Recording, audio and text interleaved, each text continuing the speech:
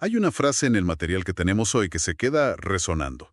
La economía de una nación no es un laboratorio de ideologías, sino el resultado de millones de sueños, esfuerzos y decisiones individuales. Con esa idea en mente, les damos la bienvenida. Hoy le vamos a entrar con todo a un documento que propone, pues, una sacudida total para la economía cubana. Se llama Protocolo de la Calma, y nos vamos a concentrar en su capítulo 3, el despertar económico. La misión es desmenuzar las 6 grandes operaciones que propone para básicamente desmontar una economía centralizada y construir una de mercado. Vamos a intentar entender no solo el qué, sino el porqué de cada paso. Y lo que me parece fascinante es cómo el documento envuelve cada propuesta técnica, que puede ser muy, muy dura, en un lenguaje de dignidad y libertad. No habla solo de números, sino de orgullo y moral. Hoy vamos a explorar si esa conexión es lo que le da fuerza al plan o si es, bueno, una forma de vender reformas que, en la práctica, sabemos que pueden ser muy complicadas al principio para la gente. Exacto. Empecemos por la idea central. El texto dice que esta transición es un acto de fe en el cubano, y usa esta analogía. Abrir el mercado es encender la luz tras un largo apagón. Suena poético, pero en la práctica, cuando enciendes la luz de golpe, el caos inicial puede ser tremendo, ¿no? ¿Cómo propone el documento manejar ese encendido? Esa es la pregunta clave. Y la respuesta del documento es la Operación Libertad de Flujo. Y es bastante contundente. El primer paso es radical. Eliminar el Ministerio de Economía y Planificación como el gran director de orquesta que decide qué se produce y a qué precio. O sea, se acaba la planificación central. Se acaba. La ley pasaría a ser la oferta y la demanda. Pero claro, eso nos lleva al tema de los subsidios. Si quitas los precios controlados, ¿qué pasa con los productos básicos? Me imagino que para mucha gente eso es lo que más miedo da, perder lo poco seguro que tienen. Por supuesto. Y el documento lo aborda. No propone eliminar la ayuda, sino transformarla. En lugar de subsidiar el arroz para todo el mundo por igual, lo que consideran un derroche ineficiente, se darían ayudas económicas directas. Ajá. Ayudas focalizadas a las familias que realmente lo necesiten.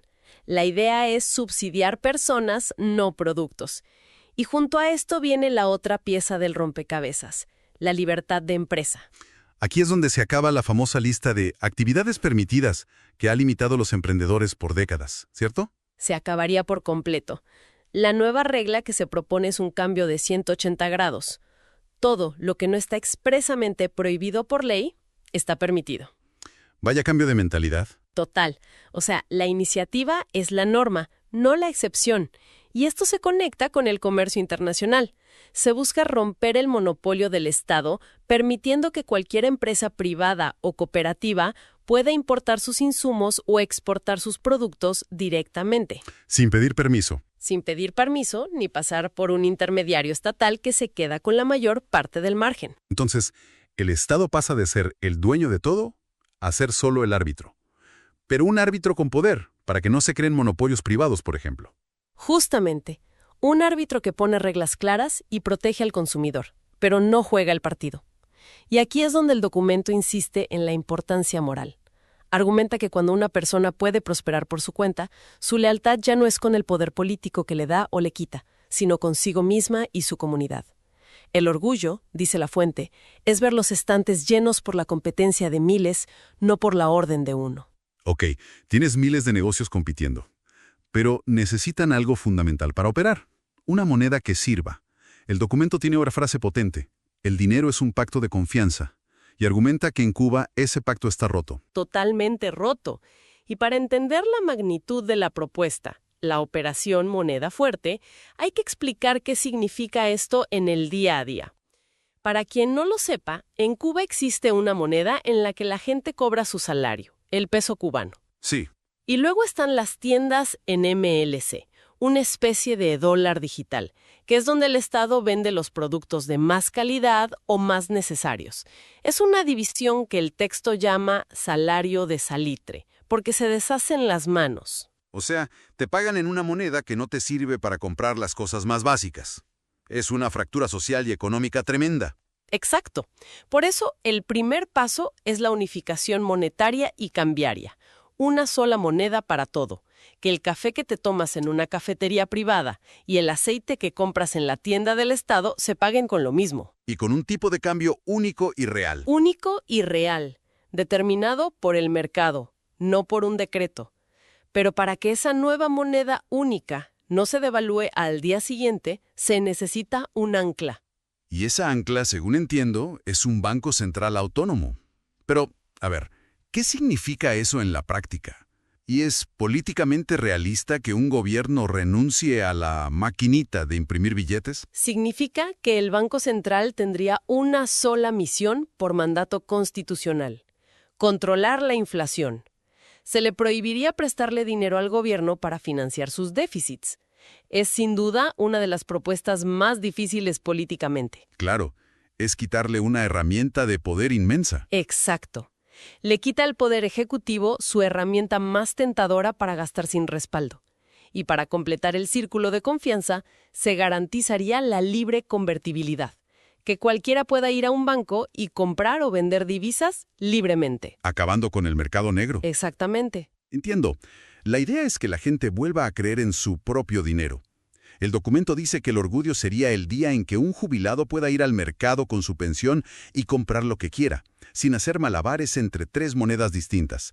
Es una cuestión de dignidad básica. Y de planificación de vida. Sin una moneda estable, nadie puede ahorrar. Nadie puede invertir, nadie puede pensar en el futuro. Es la base de todo lo demás. Y si la gente ya puede ahorrar en una moneda estable, lo lógico es que quiera invertir ese ahorro en algo sólido, como su casa o un terreno, lo que nos lleva al siguiente punto, que es quizás el más espinoso de todos: la propiedad privada. Definitivamente. El texto lo llama Operación Dueños de la Patria, y es un plan de una ambición enorme. Empieza por lo fundamental: blindar el derecho a la propiedad privada en la Constitución como un derecho humano inviolable. Pero una ley no basta si no hay un sistema que la respalde.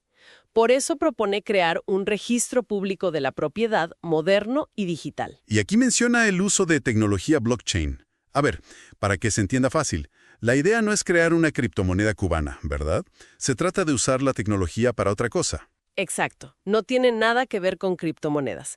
La idea de usar blockchain es crear un libro de contabilidad digital público y descentralizado, donde se registren todas las propiedades. La clave es que es prácticamente imposible de alterar o borrar por un futuro gobierno. Es una garantía. Es una garantía contra la expropiación arbitraria, un trauma histórico que el documento busca sanar.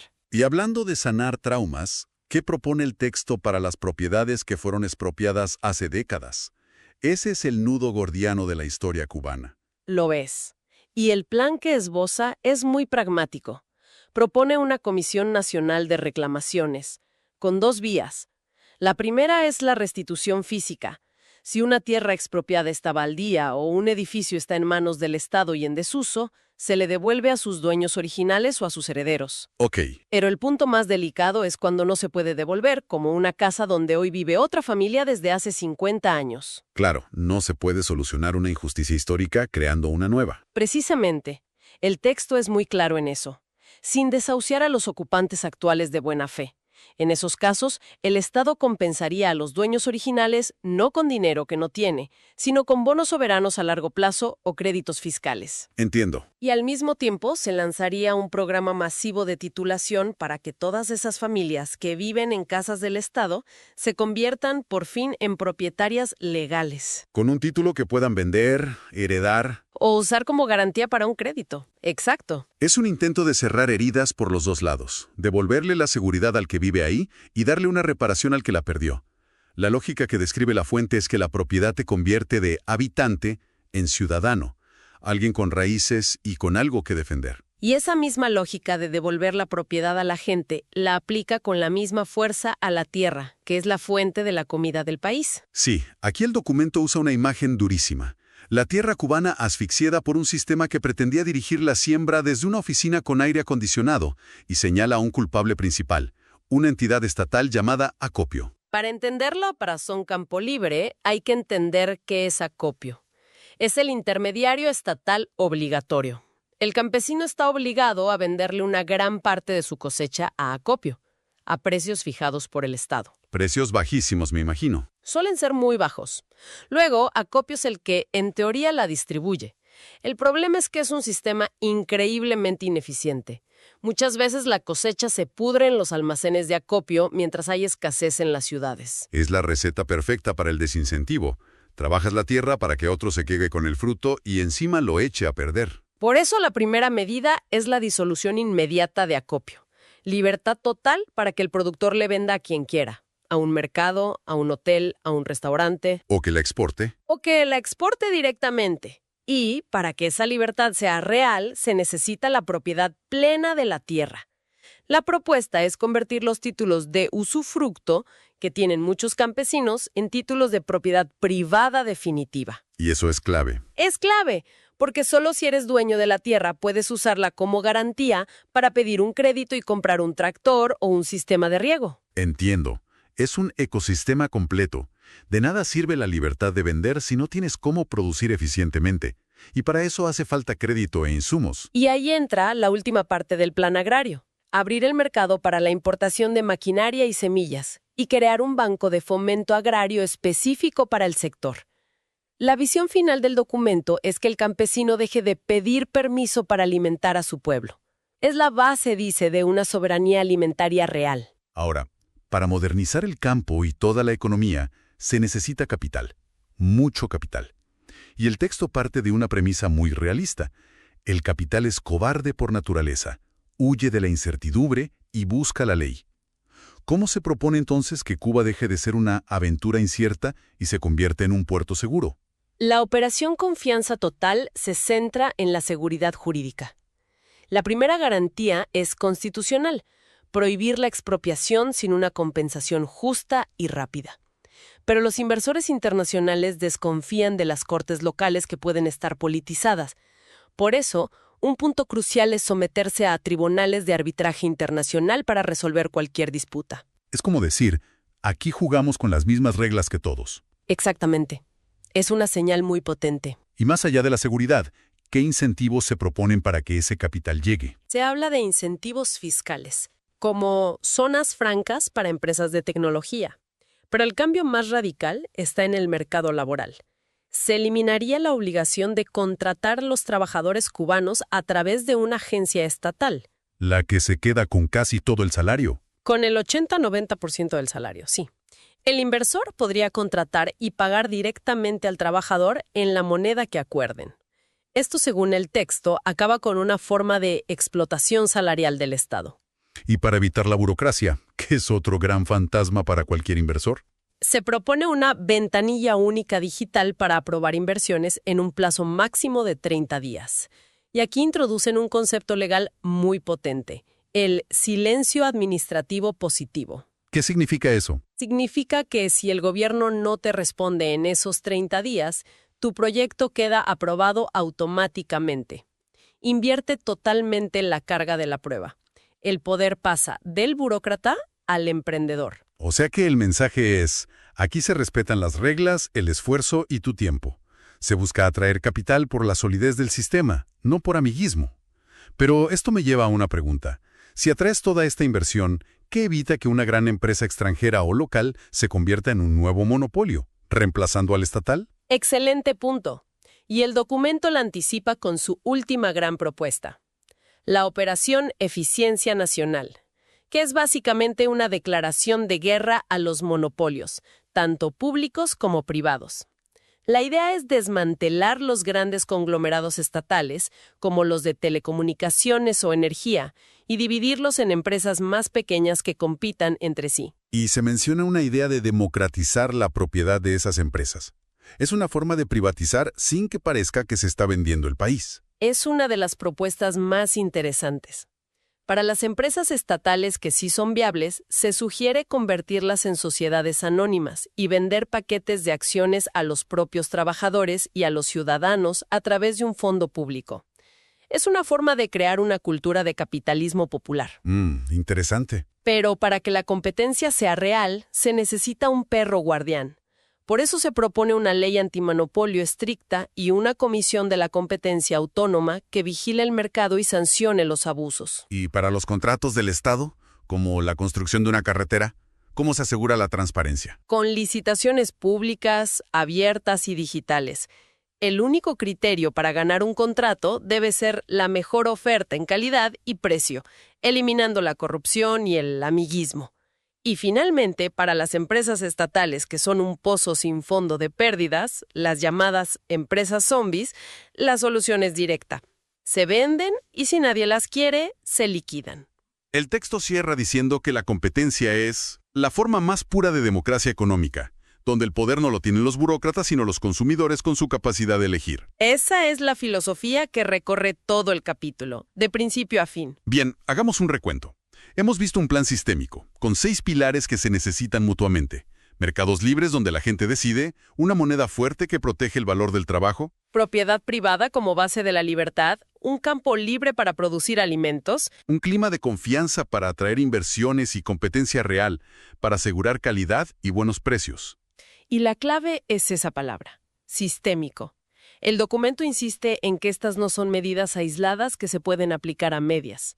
La libertad del campesino no sirve si no hay mercados. Claro.